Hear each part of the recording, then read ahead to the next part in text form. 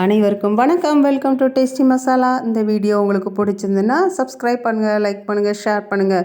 உங்களுக்கு எங்களோட homemade masala products வேணால் டீட்டெயில் டிஸ்கிரிப்ஷன் பாக்ஸில் கொடுக்குறேன், கான்டாக்ட் பண்ணுங்கள். வாங்க வீடியோக்குள்ளே போகலாம். இன்றைக்கி நம்ம பார்க்க போகிற ரெசிபி எல்லாருக்கும் தெரிஞ்ச அதே சமயம் ரொம்ப சிம்பிளான ஒரு கூட்டாஞ்சோறு தான். காய்கறியெல்லாம் வச்சு செய்ய போகிறோம். வாங்க இது எப்படி செய்கிறதுன்னு பார்க்கலாம். கொஞ்சம் வெங்காயம் பூண்டு உரித்து வச்சுருக்கிறேன். அது கூடவே தேவையான எல்லா நாட்டு காய்கறிகள் எல்லாமே போட்டுக்கலாம். வாழைக்காய், பீன்ஸ், கேரட், ஒரு வெங்காயம், கத்திரிக்காய், அப்புறம் தக்காளி, உருளைக்கிழங்கு எல்லாத்தையும் நல்லா கட் பண்ணி எடுத்துக்கலாம். எல்லா காய்கறியும் கொஞ்சம் பெருசாக, ரொம்ப சின்னதாக கட் பண்ணிடாதீங்க, குட்டியாக கொஞ்சம் ஒரு மீடியம் சைஸ் மாதிரி கட் பண்ணி வச்சுக்கோங்க. அது கூடவே ஒரு 10லேருந்து 15 சின்ன வெங்காயம், ஒரு 2 பூண்டும் உரித்து வச்சுருக்கேன். நான் அன்றைக்கி இது சாப்பாட்டு அரிசி கருப்பரிசியில் பொங்குறேன். நீங்கள் சாப்பாட்டு அரிசி பொன்னி கூட பொங்கிக்கலாம். அதில் ஒரு 3/4 உலக்கு அரிசின்னா அதுக்கு குறைக்கு நம்ம பருப்பு எடுத்துக்கணும்.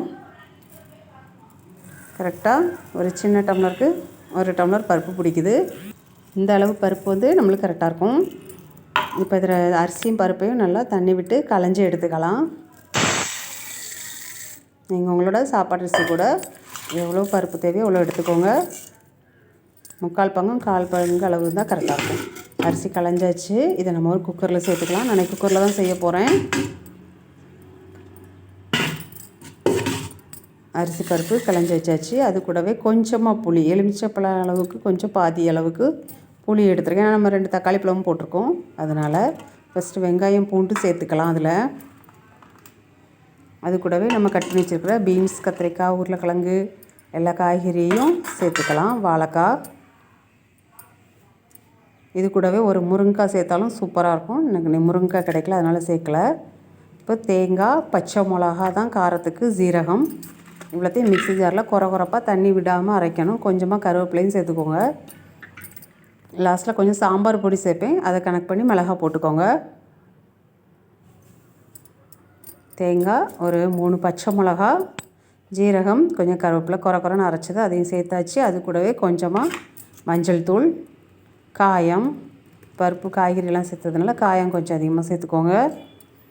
இப்போ நம்ம கரைச்சி வச்ச புளி தண்ணி அதையும் சேர்த்தாச்சு. அடுத்ததாக தேவையான அளவு உப்பு, சாதத்துக்கு தேவையான அளவு உப்பு சேர்த்துக்கலாம். உங்களோட அரிசி வந்து எந்த அளவுக்கு வேகும்னு பார்த்து அந்த அளவுக்கு கொஞ்சம் கூடவே தண்ணி சேர்த்துக்கணும். ஏன்னா காய்கறி எல்லாமே சேர்ந்து வேகணும். கொஞ்சம் தண்ணி கரெக்ட் அளவோட கொஞ்சம் அதிகமாக இருந்ததுன்னா நல்லாயிருக்கும். இப்போ நம்ம சேர்த்தாச்சு. அரிசி அளவுக்கு தகுந்தப்ப தண்ணி சேர்த்துக்கலாம். ஒரு 2லேருந்து 3 விசில் வச்சு எடுத்துக்கோங்க. இப்போ நம்ம ஓப்பன் பண்ணி பார்க்கலாம். நல்லா சூடாக இருக்குது.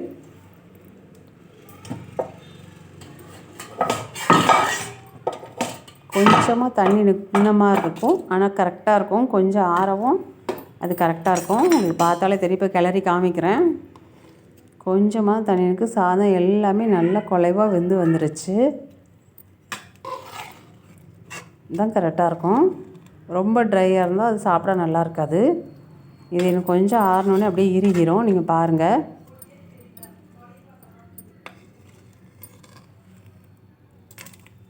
இப்போ நம்மளோட பருப்பு சாதம் ரெடி ஆகிட்டு. இப்போ இதுக்கு ஒரு தாளிப்பு கொடுத்துக்கலாம்.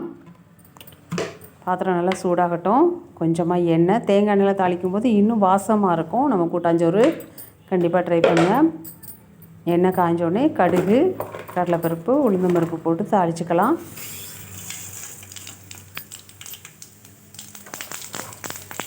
அப்புறமா 5 காஞ்ச மிளகா வத்தல் அதையும் கிள்ளி போட்டிருக்கேன். 2 சின்ன வெங்காயம் கட் பண்ணி போட்டிருக்கிறேன். ஏற்கனவே 3 பச்சை மிளகா சேர்த்துருக்குறோம். அது கூடவே இதில் ஒரு 2-3 காஞ்ச மிளகா, இப்போ கொஞ்சமாக சாம்பார் பொடியும் சேர்க்கணும். கருவேப்பிலை எல்லாம் பொரிஞ்சு வரட்டும். இப்போ நம்ம கடையில் வாங்கின சாம்பார் பொடி தான் கொஞ்சமாக சேர்த்துக்கிட்டால் போதும்.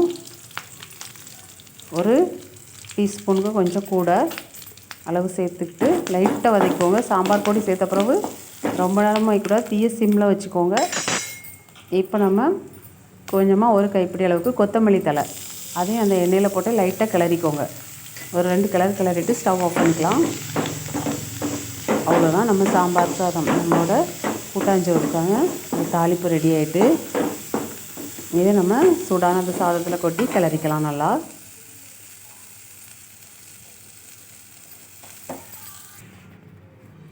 பார்த்தாலே தெரியும் ஆற ஆற அந்த தண்ணி வந்து கொஞ்சம் கொஞ்சமாக இழுத்துக்கும். டேஸ்ட் சூப்பராக இருக்கும். கண்டிப்பாக ட்ரை பண்ணி பாருங்கள். தாளிப்பையும் கொட்டி நல்லா கிளறி கொடுக்கும்போது வாசமாக இருக்கும்.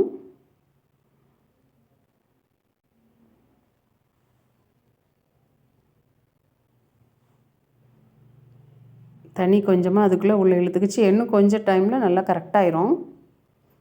சூடு ஆற ஆற நம்மளுக்கு சாப்பிட கரெக்டாக இருக்கும். ரொம்ப ட்ரையாக இருந்தால் நல்லா இருக்காது.